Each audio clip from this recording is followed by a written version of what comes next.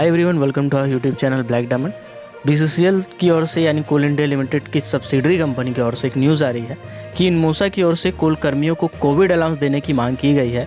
इस आलोक में संघ के अपर महामंत्री कुश कुमार सिंह ने कोल इंडिया चेयरमैन को और बीसीसीएल के सीएमडी को पत्र लिखा है। उन्होंने उसमें जिक्र किया है कि कोविड-19 वैश्विक महामारी से बचाव को लेकर बीसीसीएल मुख्यालय में और जितने भी ऑफिसेस हैं उनमें बाहरी लोगों के प्रवेश पर तो रोक लगा दी गई है, लेकिन उत्पादन से जुड़े कर्मी जैसे कि माइनिंग सेक्टर के जो भी हैं, खनन डिपार्टमेंट के यानी माइनिंग डिपार्टमेंट के जो भी कोल कर्मी हैं, कोरोना के खतरों के बीच दिन रात कोयला का उत्पादन में जुटे हैं।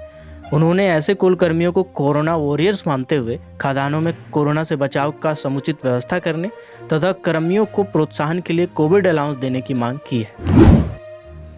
नेक्स्ट न्यूज़ एनसीएल से आ रही है, यानी नॉर्दर्न कोलफील्ड लिमिटेड से आ रही है। नॉर्दर्न कोलफील्ड लिमिटेड के कोविड वैक्सीनेशन उत्सव में 3200 लोगों ने लगाया है टीका अभी तक फिलहाल। और मैं आपको बता दूं कि एनसीएल ने एक टारगेट रखा है। एनसीएल ने 55,000 लोगों को, जो कि कोल कर्मी होंगे यानी कि एनसीएल के कर्मी होंगे और उनकी फैमिलीज होंगे, उनको इंक्लूड करते हुए 55,000 टीका लगाने का टारगेट रखा है।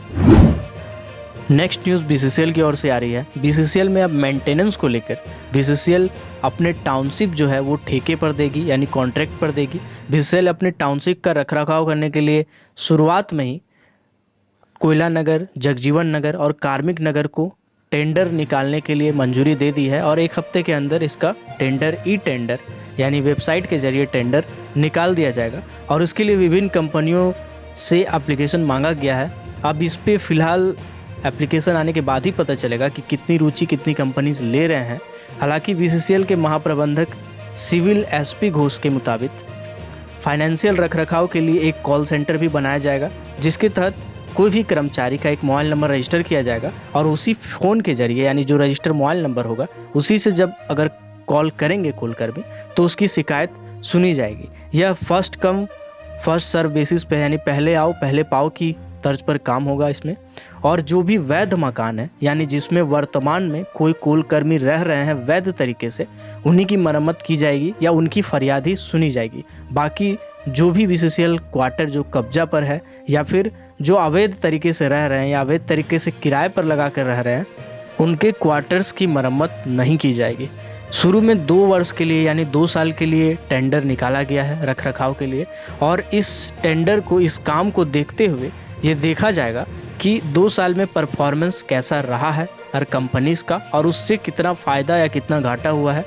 तो ये देखते हुए कंपनी ये तय करेगी कि आने वाले टाइम में बाकी जितनी भी टाउनशिप उनके लिए भी ऐसे ही वैकेंसी यानी ऐसे ही टेंडर की वैकेंसी निकाली जाएगी।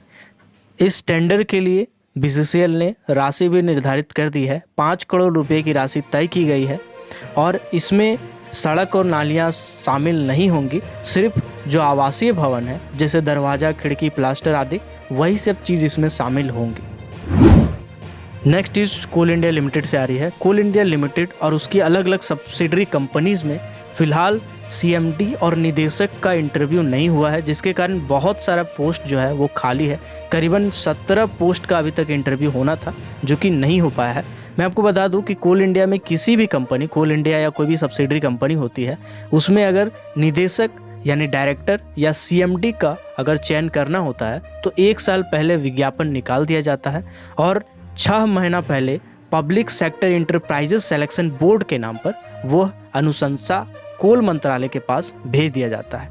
फिर मंत्रालय शॉर्टलिस्ट करती है और मंत्रालय के माध्यम से क्लियरेंस कराने के बाद राष्ट्रपति आदेश में अधिसूचना यानी गैजेट प्रकाशित करती है, नोटिफिकेशन प्रकाशित करती है और राष्ट्रपति के आदेश हो जाने के बाद कोई भी सीएमडी और निदेशक का पद ग्रहण करती है।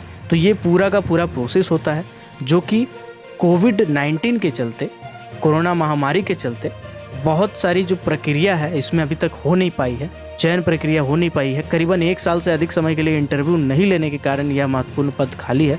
अप्रैल माह के अंतिम दिन CMPDIL के सीएमडी शेखर सरन का कार्यकाल भी समाप्त हो जाएगा। इंटरव्यू नहीं होने के कारण फिलहाल प्रभार ऐसा ही चल रहा है। इसी तरह धनबाद में जो भी बीसीसीएल के सीएमडी का पद है, गोपाल सिंह जी भी रिटायरमेंट ले चुके हैं। वो फरवरी में रिटायरमेंट ले चुके हैं। जब से ये पद अभी तक खाली है इसी तरह CCL के निदेशक कार्मिक का पद भी करीबन 1.25 साल से खाली है। RS महापात्रा ने दूसरी कंपनी में चले जाने के कारण यहाँ पद खाली हो गया है। इसी तरह बहुत सारी पद खाली है। जैसे मैं अगर बात करूँ तो कोल इंडिया के डायरेक्टर टेक्निकल हैं, WCL के, BCCL के, CMPDIL के, MCL के, CCL के, इन सभी के डायरेक्टर टेक्निकल की भर्ती है। साथ ही साथ अगर NCL में CMD के और BCCL में CMD के, इसी तरह CMPDIL में CMD के, इन सभी पोस्ट अभी तक खाली हैं या होने वाले हैं, जिनका अभी तक इंटरव्यू नहीं लिया गया है, जिसके कारण पद जो है वो रिक्त है।